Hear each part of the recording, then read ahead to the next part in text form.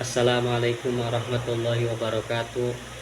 Alhamdulillahi rabbil alamin. Wabihi nasta'in ala umuri dunya waddin. Wassalatu wassalamu ala sayyidina Muhammadin wa ala alihi wa sahbihi ajmain, amma ba'du. Pada kesempatan kali ini Al-Fakir ingin menjelaskan atau membahas tentang satu nasihat dari Abu Bakar Siddiq radhiyallahu anhu, dari sahabat Nabi yaitu Abu Bakar Siddiq. Nasihatnya apa? Nasihatnya yang berhubungan dengan alam kubur. Perumpamaan seseorang yang masuk ke dalam kubur atau meninggal, tapi dia tidak mempunyai bekal sama sekali atau bekalnya sedikit. Ini adalah salah satu nasihat dari beliau atau kalam beliau ya. Abu Bakar Siddiq itu adalah ashabun Nabi, itu adalah sahabat Nabi Muhammad Sallallahu Alaihi Wasallam. Nah, keterangan ini Al-Fakir ambil dari kitab Nasoihul Ibad karangan Syekh Nawawi Al-Bantani.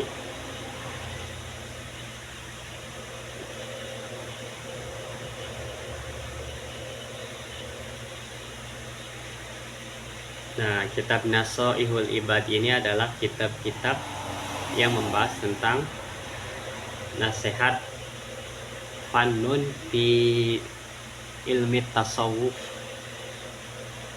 dalam fan tasawuf. Nah, Al-Fakir bacakan dulu ya kitabnya.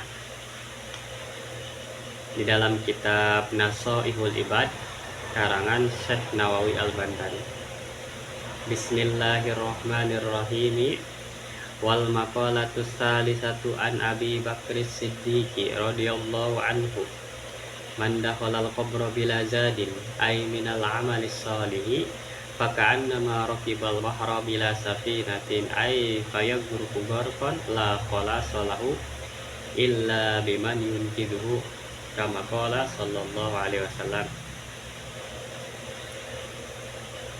Nah, itu mah lanjutannya ya, nanti ada lagi hadisnya.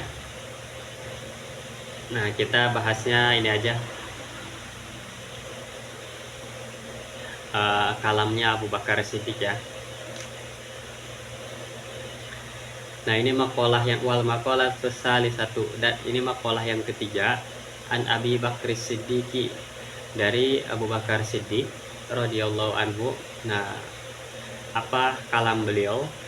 Man dakhalal qabra bila zadin. Siapa orang yang masuk ke dalam kubur,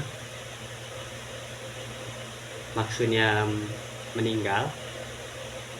Siapa orang yang memasuki ke dalam kuburan, artinya dia wafat ya. Bila zadin, tanpa bekal, ay minal amalis sholihi, ay maksudnya tanpa amal soleh, tanpa amal kebaikan. Nah, jadi kalam beliau Abu Bakar Siddiq itu orang-orang yang ketika meninggal atau manusia ketika wafat, dia masuk ke dalam kuburan, maksudnya dia meninggal atau wafat, tapi dia tidak mempunyai bekal amal soleh sama sekali, atau bekal amal solehnya sedikit, amal kebaikannya sedikit, bahkan kewajibannya ditinggal. Kemudian perkara-perkara yang haram dikerjakan.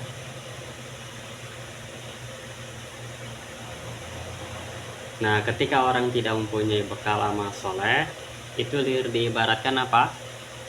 Diibaratkan faka'annama raqibal bahra bila safinatin, maka seakan-akan dia mengarungi lautan bila safinatin tanpa perahu. Nah, jadi ketika orang-orang yang meninggal atau orang yang masuk ke dalam kuburan, dia tidak mempunyai bekal amal soleh, itu diibaratkan seperti orang yang ingin menyeberangi lautan, ingin mengarungi lautan, tapi ketika dia ingin menyeberangi lautan tersebut dari satu pulau, misalnya dari satu pulau ke pulau yang lain, atau dari satu tempat ke tempat yang lain, ketika dia ingin menyeberangi lautan tanpa perahu, itu pasti dia tenggelam. Artinya apa? Artinya dia tidak bisa menyeberangi lautan tersebut. Maka di sini dijelaskan ay fayagruku gorkon la khalasalahu illa biman yunkiduhu. Ay fayagruku gorkon, ay maksudnya fayagruku gorkon, dia pasti tenggelam dengan sebenar-benarnya tenggelam, la khalasalahu, tidak ada keselamatan baginya. Maka ketika ada seseorang yang ingin menyeberangi lautan tanpa menggunakan perahu, maka fayagruku gorkon, dia akan tenggelam, la khalasalahu, tidak ada keselamatan bagi orang tersebut. Nah, ini diibaratkan seperti itu. Jadi orang-orang yang meninggal, orang-orang yang mati, tapi dia tanpa persiapan bekal amal soleh, itu diibaratkan seperti orang yang ingin menyeberangi lautan tapi tanpa menggunakan perahu. Artinya dia tidak akan sampai, pasti tenggelam. Dia tidak akan sampai ke tempat tujuan, dan orang itu pasti tenggelam. Kenapa disebut tenggelam? Karena dia tidak menggunakan perahu.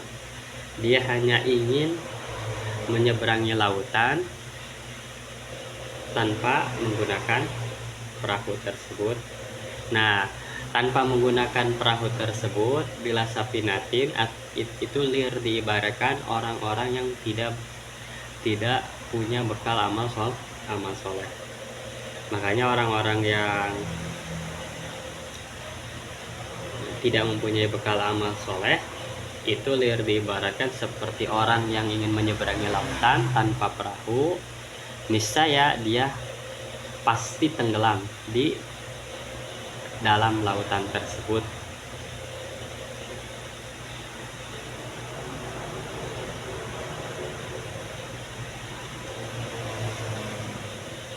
Nah, terkecuali apa? Terkecuali illa biman yunkiduhu.